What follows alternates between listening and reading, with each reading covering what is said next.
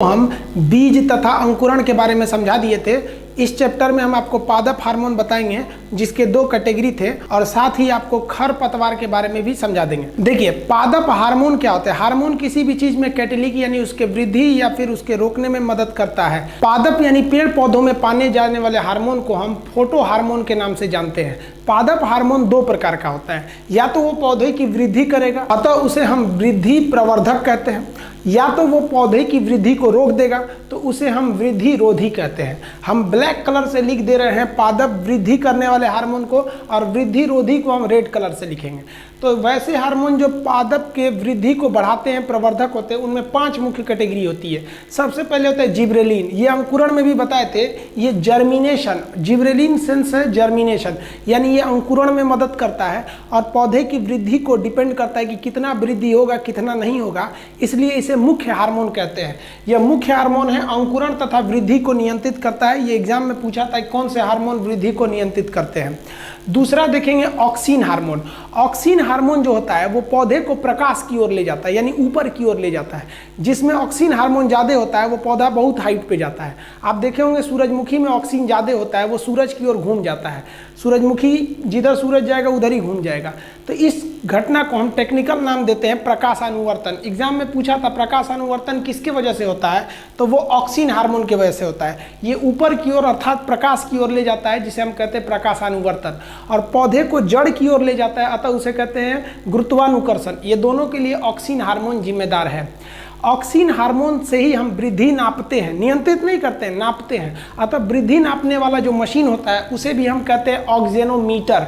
इस ऑक्जेनोमीटर से हम ऑक्सीन हार्मोन की उपस्थिति की मदद से पौधे की वृद्धि को नापते हैं। ये ऑक्सीन हार्मोन पौधे के साथ उगने वाले खरपतवार को नाश कर देता है। अभी समझाएंगे कि खरपतवार क्या होता है। तो ये 2 हार्मोन समझ में आ गया। तीसरा जो हार्मोन होता है साइटोकाइनिन। साइटो का सेंस होता है कोशिका, तो साइटोकाइनिन का मतलब होता है कोशिका विभाजन, यानी कोशिका विभाजन के बारे में हम आपको समझा दिए थे जूलॉजी में ही। तो एक से दूसरे का निर्माण करना कोशिका विभाजन का काम करता है। अब आता है एक फ्लोरिजेंस। देखिए, फ्लोरिजेंस से सेंस निकालिए, आप वर्ड मिलाइए, एफ से फ्लोरिजेंस और एफ से फ्लावर। तो फूल खिलाने में फ्लोरिजेंस मदद करता है।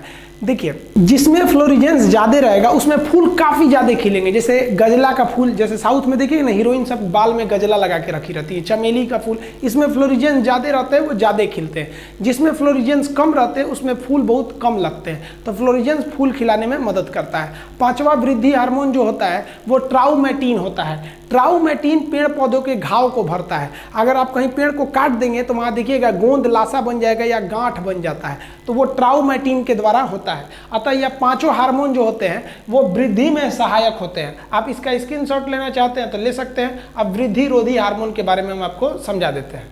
देखिए, वृद्धि रोधी हार्मोन वैसे हार्मोन होते हैं जो पौधे की वृद्धि को रोकते हैं। इसमें सबसे महत्वपूर्ण होता है एब्सिसिक एसिड। इस एब्सिसिक एसिड को शॉर्टकट में ABA कहते हैं। एग्जाम में अक्सर ABA से आता है। ये वृद्धि रोकता है, हर चीज में बाधा डालता है। पौधे के अंकुरण रोक देता है, उसकी वृद्धि रोक देता है, उसमें कोशिका विभाजन को क्या करता है, रोकता है। तो अतः ये वृद्धि रोधी है। मुख्य रूप से यही वृद्धि रोधी होता है। अब एक होता है एथिलीन, इसको C2H4 कहते हैं। एसिटिलीन से कंफ्यूज मत होइएगा। एथिलीन ये गैसीय अवस्था में है। कहेगा एकमात्र हार्मोन जो गैस अवस्था में है तो वो कौन सा हो जाएगा, एथिलीन हो जाएगा। ये क्या करता है, ये फल को पकाता है। देखिए, फल अगर पौधे में जल्दी ही लग जाएगा ना तो पौधा छोटा हो जाएगा। देहात में बोलते हैं ठेमरा जाएगा वो, तो पौधा छोटा ही रह जाएगा। अतः ये देखे होंगे माली जब पहले ही फल लग जाता है तो तोड़ देता है। तो ये फल को पकाता है प्राकृतिक रूप से। पेड़ में जो फल लगते हैं वो पेड़ में ही कभी कभी फल पक जाते हैं अगर आप छोड़ दीजिएगा। तो नेचुरली जो पकते हैं वो एथिलीन के कारण पकते हैं, और हम जब पकाते हैं वो तो एसिटिलीन होता है। आप देखे होंगे आम वगैरह तोड़ते होंगे तो उसमें से एक तो लिक्विड निकलता होगा जहाँ से तोड़ते होंगे, जिसको कहते हैं ना चोप लग जाएगा, यहाँ कहीं कहीं लग जाएगा खाते वक्त, या फिर तो वहाँ पक जाता है। वो क्या लग जाता है, तो आपके शरीर में एथिलीन लग जाता है। आप आम भी ले आते होंगे खाने के लिए तो बड़े बुजुर्ग कहते होंगे इसको पहले कुछ देर पानी में भिगा दो, और उसके बाद भी देखते होंगे ना तो उसका जो जहाँ से डंठल जुड़ा रहता है वहाँ से आप क्या करते हैं 2-3 बूंद टपका देते हैं, ताकि जो एथिलीन है वो क्या हो सके, गिर जाए, ताकि आपको नुकसान न करे।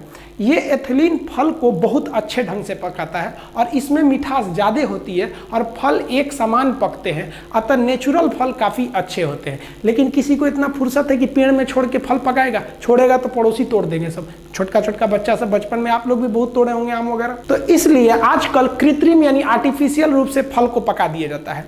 आर्टिफिशियल फल यानी कृत्रिम रूप से फल को पकाने के लिए एसिटिलीन का प्रयोग होता है, C2H2।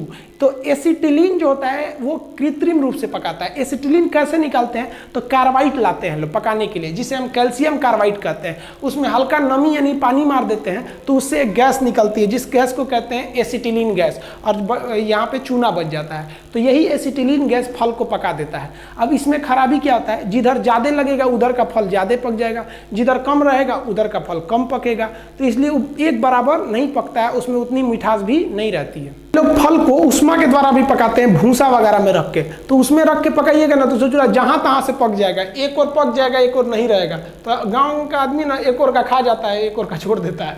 तो छोटे बच्चों को देखिएगा यही करते हैं। तो अच्छे ढंग से पकाने के लिए तो एथिलीन था जो नेचुरल पका रहा था, और कृत्रिम पकाता है एसिटिलीन। आप ये समझ गए फल को पकाने में कौन मदद करता है। अतः दो प्रकार के हार्मोन हो गए। समझते हैं खरपतवार। खरपतवार क्या होता है, गेहूं चावल ये सब जब आप खेत में बोते हैं तो उस धान वगैरह के साथ कुछ छोटे छोटे पौधे भी निकल जाते हैं, फालतू पौधे।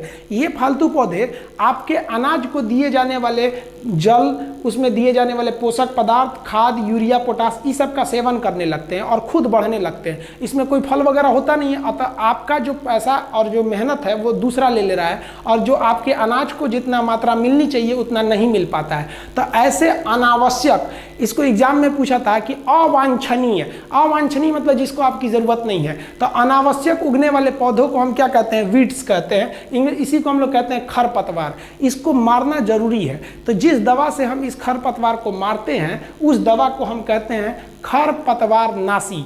खरपतवार नाशी इस पौधे को, अनावश्यक पौधे को मार देता है, और आपका जो ओरिजिनल फसल है, चाहे वो धान गेहूं जो भी है, उसको कोई नुकसान नहीं पहुंचाते हैं। मुख्य रूप से दो खरपतवार जो बहुत ज़्यादा फेमस है, एक आपका सीमाजीन, जो आप में से किसान होंगे वो सीमाजीन का प्रयोग अक्सर करते होंगे, और एक 2,4-D। सीजीएल में पूछा था कि 2,4-D का पूरा नाम क्या होता है। कि इसका पूरा नाम होता है डाइक्लोरोफिनॉक्सी एसिटिक एसिड। तो ये इसका फुल फॉर्म आप याद रखिएगा। तो ये हो गया आपका खरपतवार नाशी। इसका आप स्क्रीनशॉट लेना चाहते हैं ले सकते हैं। मिलेंगे हम लोग नेक्स्ट वीडियो में बायोलॉजी के। तब तक के लिए जय हिंद।